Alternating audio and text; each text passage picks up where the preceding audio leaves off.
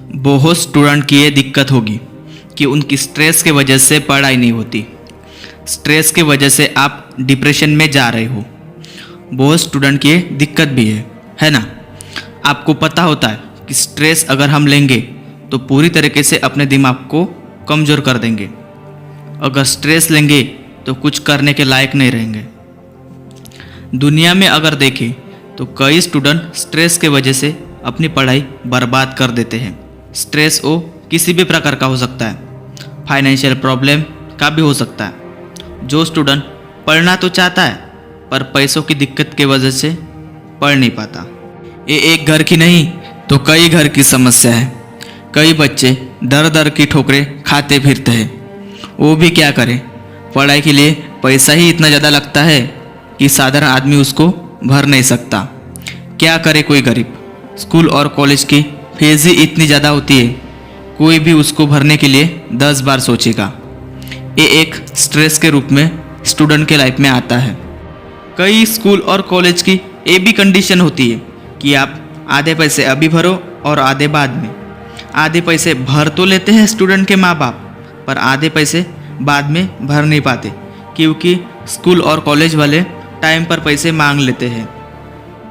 अब बताओ उस टाइम पे कौन से पेरेंट पैसे भरेंगे, कहाँ से लाएंगे। ये भी एक स्ट्रेस के रूप में स्टूडेंट के माता पिता के ऊपर आता है। ये तो हो गई फीस की बात, पर आजकल के माता पिता अपने बच्चों को जल्द ही कॉन्वेंट में एडमिशन करा देते हैं।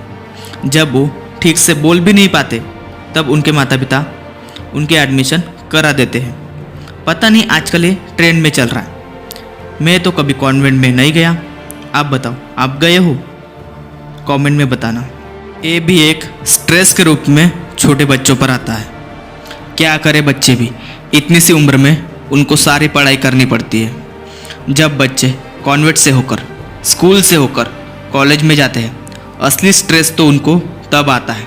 असली स्ट्रेस के शिकार तो वो तब होते हैं जब उनके माँ बाप उनको बड़ी मेहनत से यहाँ वहाँ से पैसे मांगकर उनकी एडमिशन एक बड़े कॉलेज में करा देते हैं। तो वो बच्चे पढ़ने के बजाय यहाँ वहाँ अपने यार दोस्तों के साथ घूमते फिरते हैं, कॉलेज बंक करते हैं, पार्टी यहाँ वहाँ जाने लगते हैं। तो क्या करे वो माँ बाप, ये सब शौक उनको लग जाते हैं।